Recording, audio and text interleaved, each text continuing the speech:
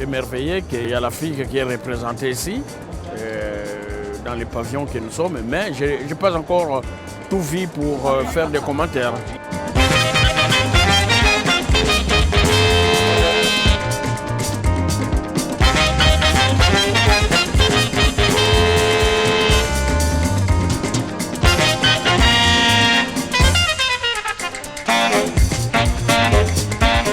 Notre but, c'est quand même une Afrique vue par elle-même. C'est difficile pour les photographes africains de publier dans la presse africaine et le principal réseau de cette photographie, c'est justement les galeries, les institutions. Quel est le conseil que vous donneriez à des jeunes photographes aujourd'hui? Bon, des jeunes photographes, surtout qui ne copient pas les autres. Ils n'ont qu'à copier, ils n'ont qu'à faire la photo à la manière africaine même. Des photos que leurs sœurs et leurs frères comprennent. Mais il faut faire des photos. Parce que même il y a un chien, quand il trouve la photo de son semblable, il remue la queue. Moi j'aime des photos comme ça.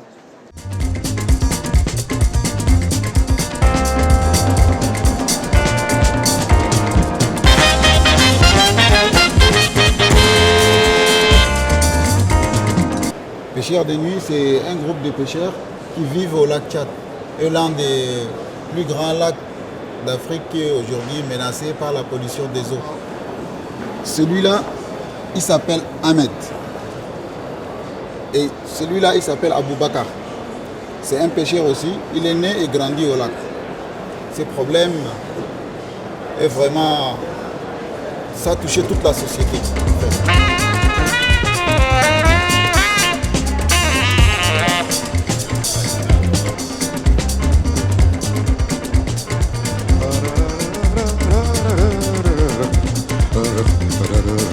C'est une première aventure qui témoigne de l'engagement de M. Armani et la passion de M. Armani pour l'art de la photographie. Donc cette exposition s'appelle « À quoi ?» et M. Armani s'est vraiment investi, c'était une histoire de passion pendant des mois pour pouvoir vous offrir cette vision de la photographie par M. Armani.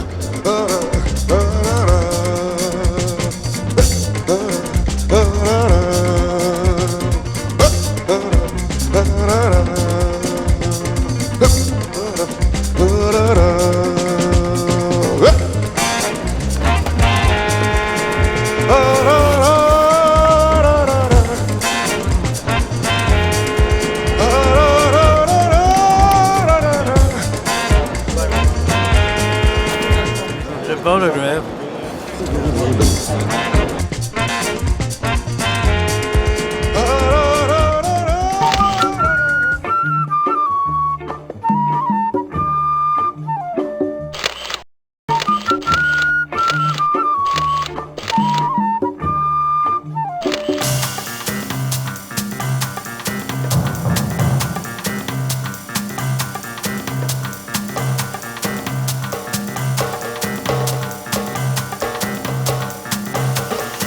SFR Jeunes Talents, c'est un programme qui permet à des jeunes artistes d'accéder à un réseau professionnel, d'être accompagnés. On est une sorte de tremplin. C'est un travail que j'ai réalisé aux États-Unis, 2 voyages. C'est tout simplement des photographies d'errance dans les rues, à marcher des kilomètres et à la recherche d'une atmosphère, d'une ambiance.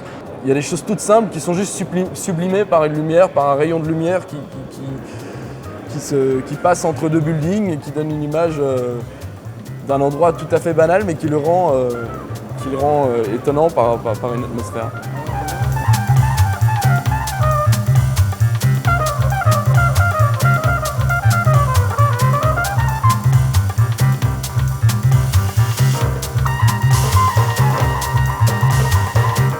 We have 450 office locations. So the idea of our collection is to live with the art. There's no deep storage, there's no public gallery.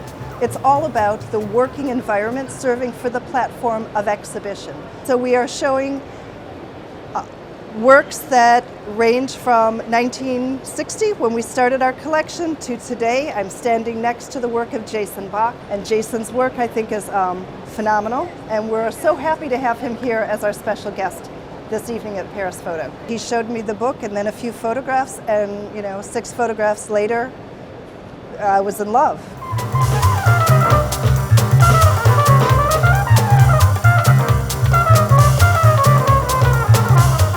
here is conceptual, it's performative, and it's non-documentary in nature. It covers about 3 generations of African artists, from colonial to post-colonial period to issues and realities of up to today. Very modern here, we have 3 portraits of women, very beautiful, very constructed, very different from kind of the images we had seen before.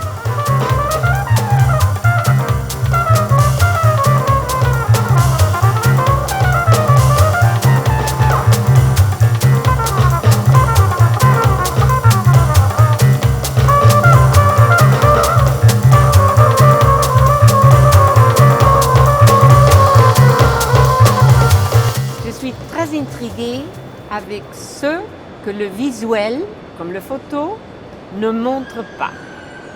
C'est justement pour ne pas nous permettre une navigation facile sur une surface parfaite, tout ça visuellement. C'est dans les obstructions que nous, ceux qui regardons, voyons, we sense this obstruction.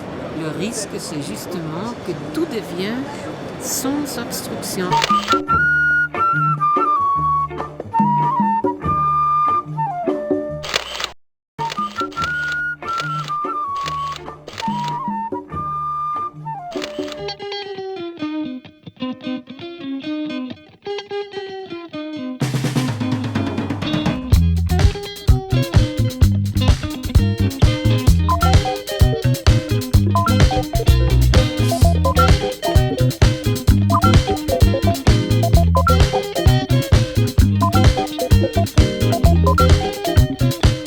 La photographie africaine est présente pratiquement dès le début de la naissance de la photographie en 1839.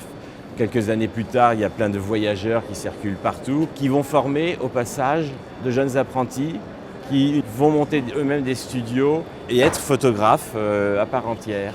Tout le matériel photographique a été vraiment très mal conservé, mais on trouve encore des traces lorsque la famille du photographe n'a pas tout jeté au moment de son décès, mais bon, il y a une histoire de la photographie qui se construit de jour en jour et qui s'augmente de nouveaux fonds photographiques qui sont découverts progressivement, mais ça demande quand même beaucoup de travail.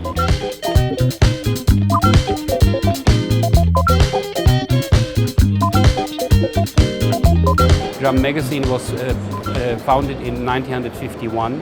And the idea was to produce a magazine for the black part, what is the majority of the society in South Africa. And this was the most important magazine for the black part of the society in the 50s and 60s. Drum has nearly stopped publishing, and that's the reason why we forgot about Drum. But years ago we found all these images, and we are now working and researching all these negatives from Africa.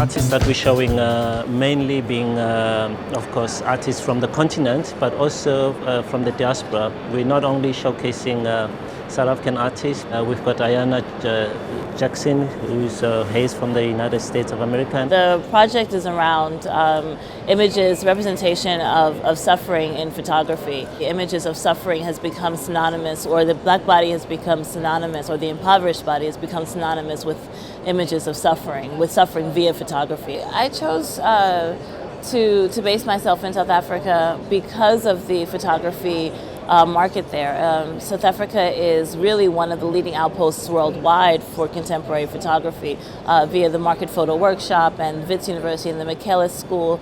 There's so many, there's such strong programs and such strong community of photographers and of artists. It's a good place of departure for engaging with the international photography world.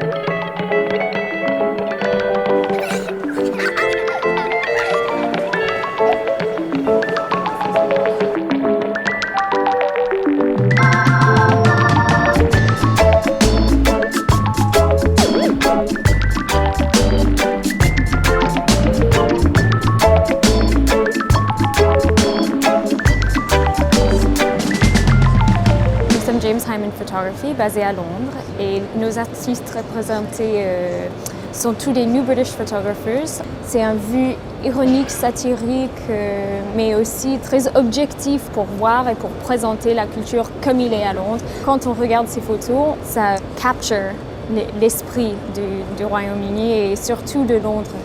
Un des premières photos jamais pris et fixé, ça vient des années 1840.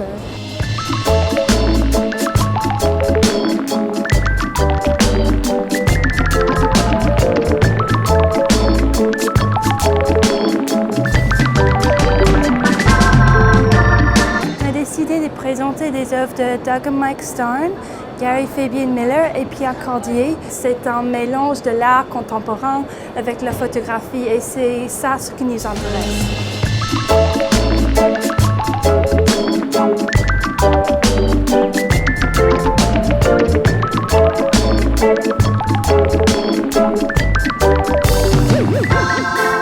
This is Michal Helbin.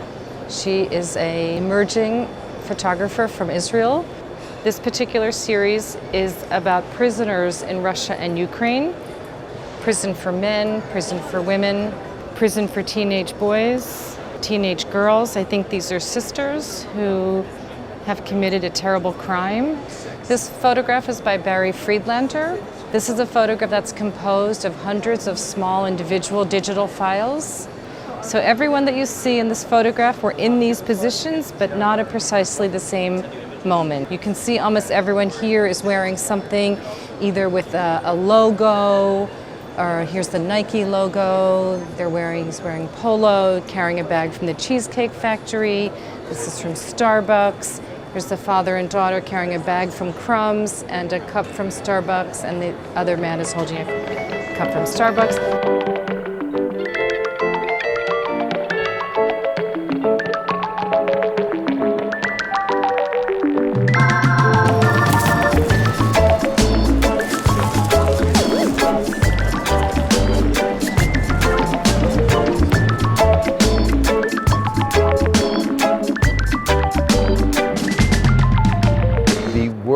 That is behind me is by Paul Graham. Graham was interested in is photographing that moment in an individual's life when they're on the verge of moving from adolescence to adulthood. So you get these very, very penetrating views of people looking or not looking, focusing or not focusing on the future, maybe simultaneously holding on to the past. So I think that these pictures are political to the extent that they reflect these adolescents' apprehensions to move forward, and part of that might be the consideration of the political condition of the world that they're living in.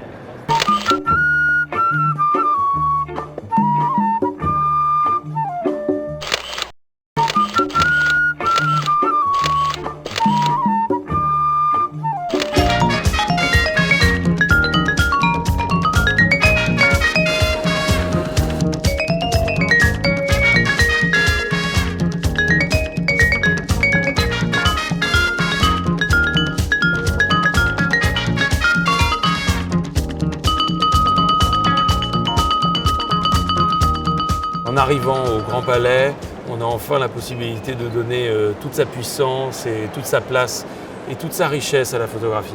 On a créé tout un programme qu'on a appelé la plateforme Paris Photo, avec 4 jours d'entretien, de débats, finalement d'une proximité entre les intervenants et le public, un prix du livre, une exposition où on déroule Love on the Left Bank, ce livre des années 50 de Ed van der Elsken, qui est finalement le premier roman photo culte. It's a fantastic new way to get people into the books. To make a performance for a book, it became just installing this thing, like a freestyle mood board with a painting.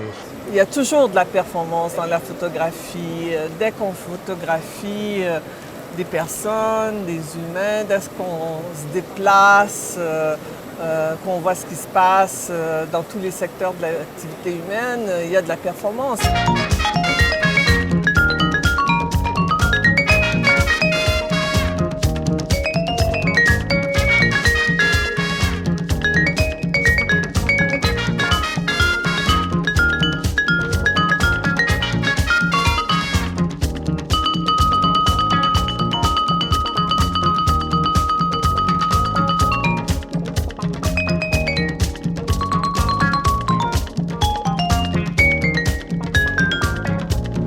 Stephen Frankel Gallery in 1979. That was a time when photography was not really considered art.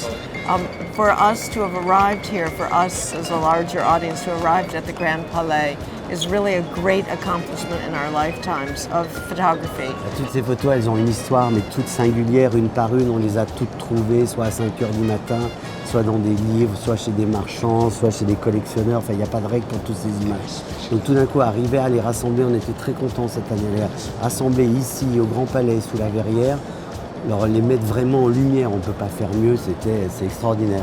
La preuve, on a vendu, pas tout le stand, mais on a vendu beaucoup. On a un sentiment d'un événement, et c'est le cas, grandiose, puisque plus de galeries, encore plus internationales, 65% des galeries sont internationales. Dans le milieu photographique, Paris Photo, c'est un peu les Olympiades de la photo, donc on est hyper fiers d'être là, quoi. La photo a conquis tout le Grand Palais. La vie est belle. L'année prochaine, on va travailler des nouvelles surprises, mais alors là, laissez-moi le temps de finir celle-là, j'ai déjà quelques idées, et puis évidemment, vous aurez le temps de saliver en temps et en heure. Youpi, Paris Photo!